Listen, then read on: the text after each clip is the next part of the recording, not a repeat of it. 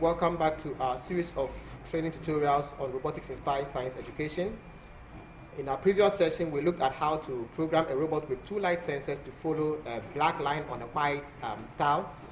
And I promised to take you through a programming session, so here we are. Because we discussed using calibrated light sensors, I have gone ahead to write a simple program to calibrate two light sensors, one on port 1 and one on port 4. For the light sensor on port 1, when I took readings on a black and a white surface of the mat, I recorded 69% reflection, and on the black surface, I recorded 15% reflection. So if you do the math, you should be arriving at a gradient value that is an M value of 1.85 and then an intercept or a C value of negative 27.75. And for the light sensor on port 4, when I took readings on a white surface, I recorded 91% reflection. On a black surface, I recorded 13% reflection. And so if you have followed our tutorial on calibration and you do your math, you should be arriving at a gradient or an M value of 1.28 and a C value or an intercept of minus 16.65. I have done that ahead, and then I have created two mind blocks from that. So we'll be using these two blocks to implement the light sensor or the two light sensor line following program we discussed in our previous session. So let us have a quick recap. So from our previous session, we said that we should have,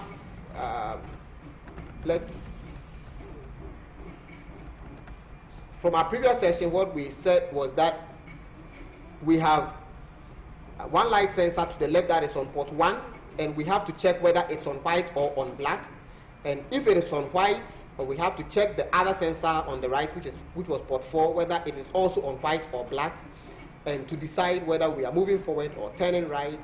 And if the light sensor on port 1 was on black, we check from the light sensor on port 4 whether it's on white or on black, and that will tell whether we are turning left or we are coming to a stop.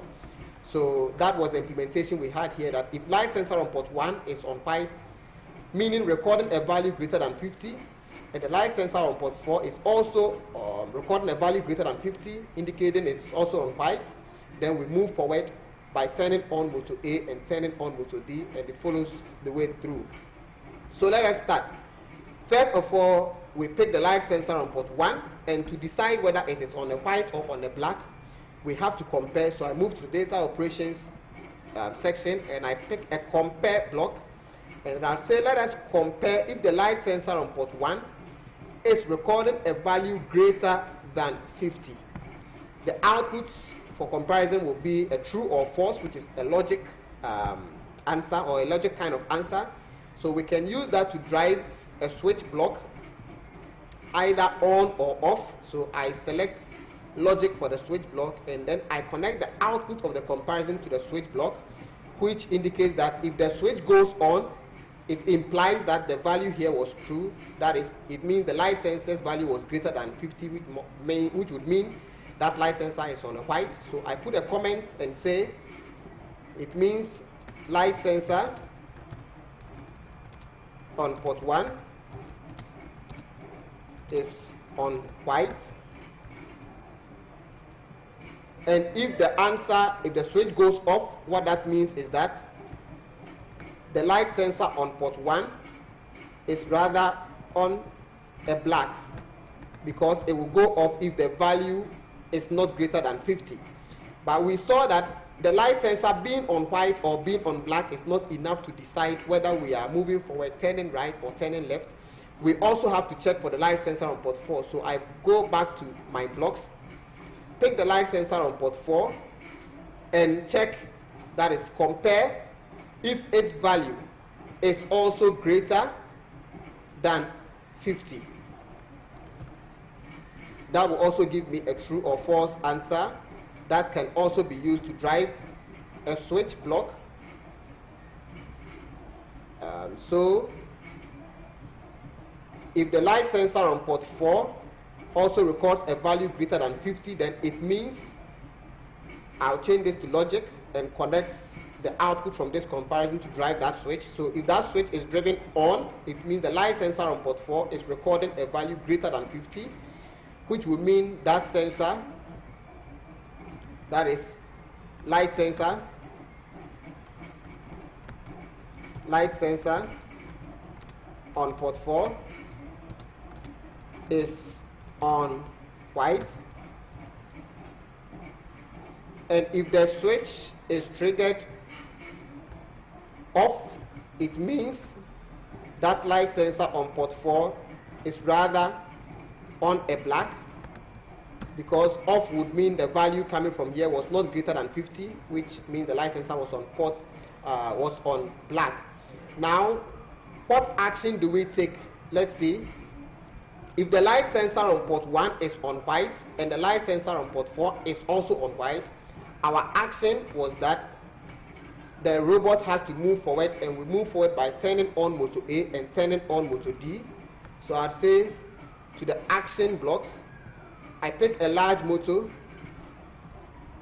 on port A and I turn it on. Let's drive it at a speed of 40, and then I pick a large motor on port D. I turn that also on and drive it at the same speed. If we want our robot to propel forward, the two motors must move at the same speed. On the reverse, if the light sensor on port 1 is on white and the light sensor on port 4 is on black, the action was that we turn to our right by turning on motor A and turning off motor D. So motor A, large motor on A, goes on again, speed of 40, but large motor on port D goes off, so our robot can turn. Now, if the light sensor on port 1 is on black, the light sensor on port 1 is on black, so situation 3 and 4, we have to know what action to take depending on the light sensor on port 4. So again, I'll say we need to pick the light sensor on port 4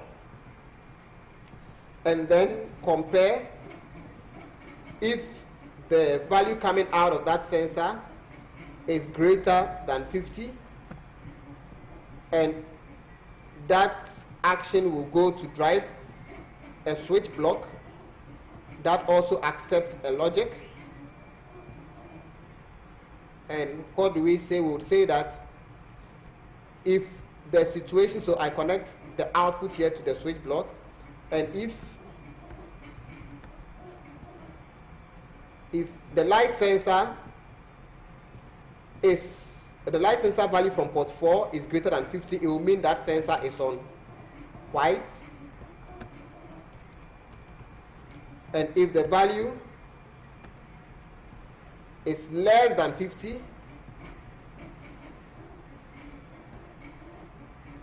that is, if the switch is triggered off, it means that sensor is on black.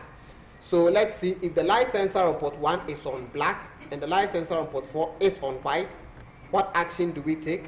We turn left by turning off motor A and turning on motor D. So large motor on A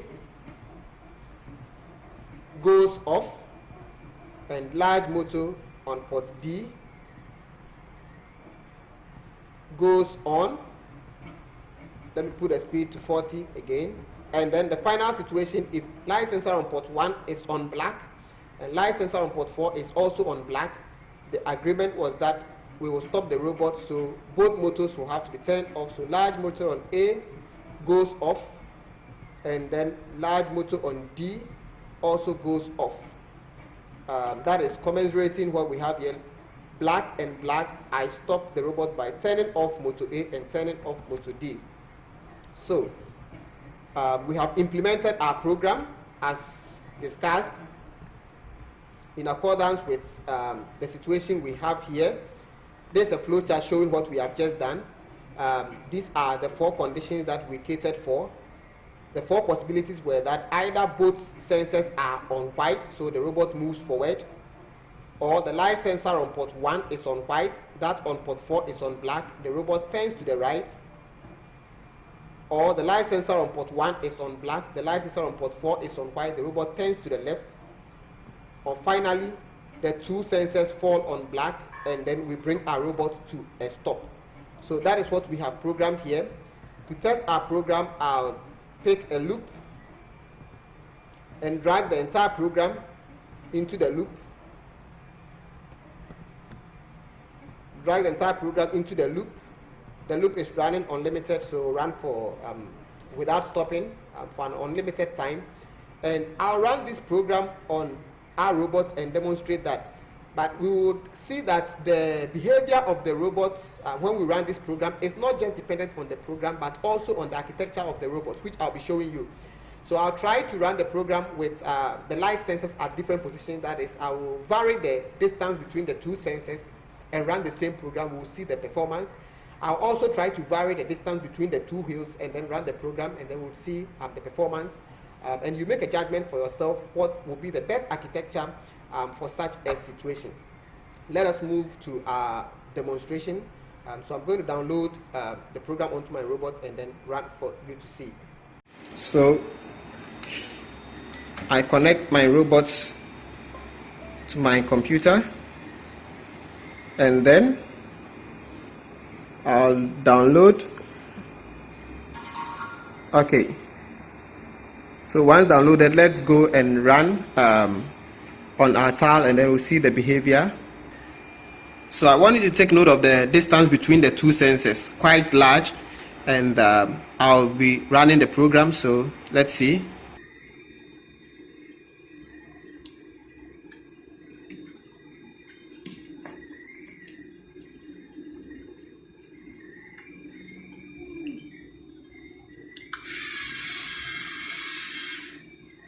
So it meets a black, it sees a black and a black there, so we see how our robot behaves.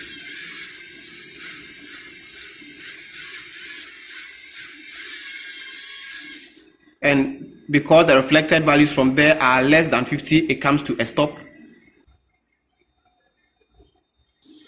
Now, looking at this, I have closed the distance between the two sensors. I've closed the gap, and we are going to run the same program to see the behavior.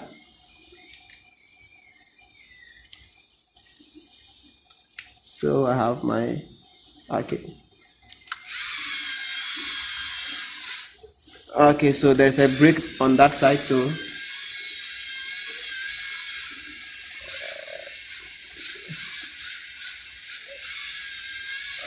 okay. Now what I have done now is to close the gap between the two sensors and also close the gap, the distance between the two wheels. So I'll run the program again.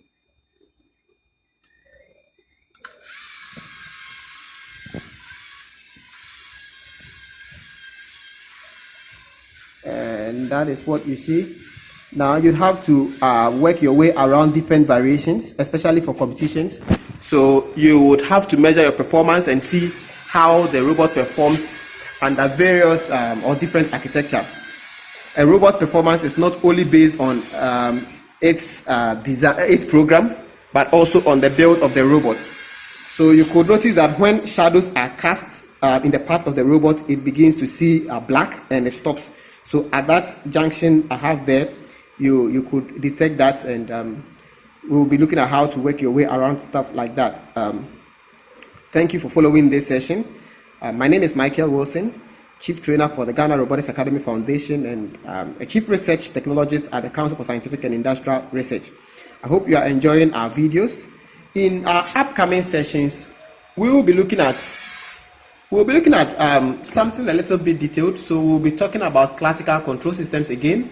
This time we'll be looking at PID controllers, proportional integral derivative controllers. We'll be doing some differentials and some integrals. Don't feel pressured or scared. It is we're going to implement them with additions and subtraction. So nothing beyond addition, subtraction, multiplication, and division. Subscribe to our channel, like our videos, and share with others. Thank you for following. Goodbye.